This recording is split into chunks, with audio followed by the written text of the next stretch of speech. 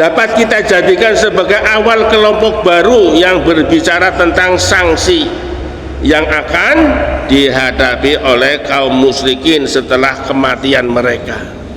Ini penulis tafsir ini cenderung menilainya sebagai kelompok baru. Nah, disebut kelompok baru yang keempat dari 48 hingga 65, yakni setelah ayat-ayat yang lalu membuktikan aneka argumentasi tentang keesaan dan kuasa Allah Subhanahu wa Ta'ala. Nah, kelompok-kelompok ayat ini menguraikan tentang hari kebangkitan yang merupakan salah satu tema utama surat ini. Ya, jadi salah satu tema dari surat Yasin ini adalah tentang hari kebangkitan Yaumul Ba'ats. Adapun pendapat yang kita pilih yang jelas, hubungan uraiannya dengan ayat yang lalu sangat serasi. Dari kelompok 3 dengan kelompok 4 ini hubungannya sangat serasi ayat-ayatnya. Nah, ayat-ayat yang lalu menggambarkan keburukan sifat kaum musyrikin dan olok-olok mereka terhadap kaum muslimin. Nah, ayat ini melanjutkan uraian tentang sifat buruk mereka dengan menyatakan, dan yang tidak kurang buruknya dari ucapan mereka itu adalah apabila mereka diperingatkan tentang janji dan ancaman Allah, mereka selalu berkata sambil memperolok-olokkan kaum beriman bahwa sebenarnya janji dan ancaman tentang hari kiamat, surga dan neraka itu tidak pernah akan terjadi. Beritahukanlah kami kapan terjadinya janji ini. Itu ucapan mereka. Jika kamu adalah orang-orang yang benar, tentu kamu akan menyampaikan kepada kami. Nah, karena maksud mereka adalah memperolok-olokkan, dan pertanyaan itu mengandung olok-olokan terhadap kaum muslimin, maka ucapan tersebut dianggap secara tidak langsung oleh sesudahnya, sambil menoleh kepada kaum muslimin, ya. Ayat 49 berkomentar, mereka tidak menunggu melainkan satu teriakan saja yang akan membinasakan mereka. Teriakan itu terjadi dengan tiba-tiba, yang ketika mereka sedang dalam keadaan bertengkar. Karena sedemikian cepat dan mendadaknya teriakan itu, maka mereka tidak kuasa membuat suatu wasiat keluarga mereka atau kepada orang lain untuk meminta bantuan. Masyaallah muslimin rahimakumullah, ada kata soyhah, yang pada mulanya berarti suara keras yang keluar, ya, suara keras yang keluar dari kerongkongan untuk meminta pertolongan atau menghardik bentak. Ini makna soyhah. Jadi suara keras yang keluar dari kerongkongan untuk apa? Untuk meminta pertolongan atau menghardik bentak, ya. Nah, Al-Quran menggunakan kata tersebut dalam arti suara yang diakibatkan oleh gempa atau halilintar. Ini Quran menggunakan kata soyhah untuk itu.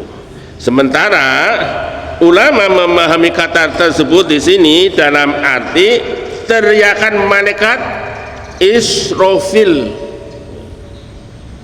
ketika ia, yakni malaikat Israfil, meniupkan sangkakala, yang saat itu juga menurut Quran surah Az-Zumar di pada ayat 68,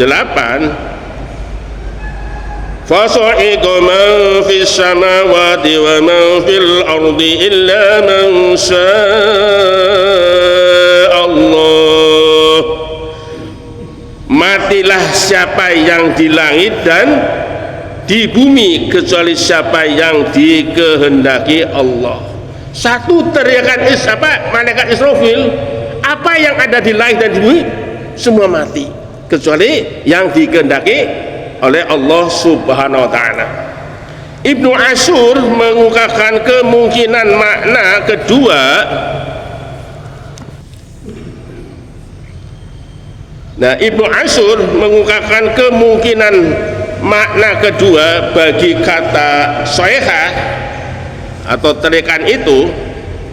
Menurutnya ia dapat juga, maksudnya soehah itu dapat juga berarti teriakan oleh siapa yang sedang melihat mara bahaya. Ya, kita bisa saksikan ketika terjadi bencana, diperlihatkan di itu lewat ini ya, lewat kan ada yang berteriak ya Allah ya Allah itu loh. Nah itu jadi pada makna kedua, teriakan yang sedang melihat mara bahaya. Boleh jadi tulisnya ini menurut Ibnu Ashur, teriakan itu adalah permintaan bantuan atas serangan kaum muslimin yang bermaksud menguasai barang dagangan kaum musyrikin yang terjadi sebelum peristiwa peperangan Badar. Nah, kata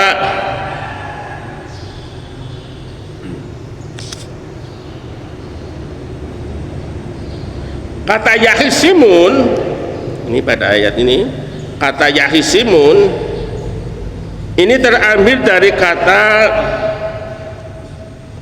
khisom, kata khisom, yahtasimun tadi kata khisom, yakni pertengkaran. Pertengkaran dimaksud adalah pertikaian menyangkut aneka urusan kenikmatan duniawi sambil melengahkan urusan ukhrawi. Ini jika teriakan yang dimaksud adalah teriakan Israfil, Ibnu Ashur yang sebelum ini telah dikemukakan pendapatnya tentang as-soykhah. Jadi penulis kitab ini telah mengembangkan tentang as-soykhah tadi, memahami pertengkaran itu menyangkut cara menghadapi kaum muslimin yang bermaksud merampas harta perdagangannya mereka di Badar, atau siapa yang ditugaskan untuk menghadapi aneka bahaya dan dalam keadaan mereka bingung antara percaya dan tidak. Kemudian firman-Nya, fala yastati'una tausiyah, fala yastati'una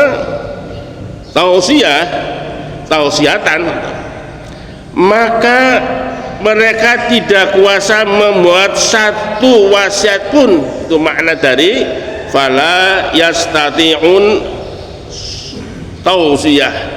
Jadi maknanya maka mereka tidak kuasa membuat satu wasiat pun. Ini bertujuan menggambarkan betapa cepatnya jarak antara teriakan itu dan kebinasan mereka. Begitu satu teriakan dari malaikat Israfil langsung terjadi kematian mereka, sehingga mereka diibarat tidak sempat menulis apapun, wasiat apapun.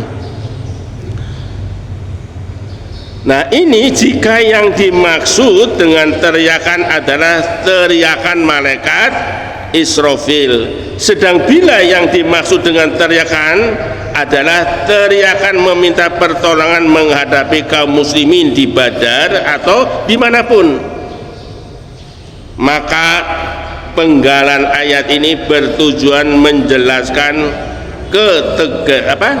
ketergesa-gesaan mereka menghadapi lawan sehingga tidak sempat lagi menyampaikan pesan kepada warga. Demikian menurut Ibnu Ashur.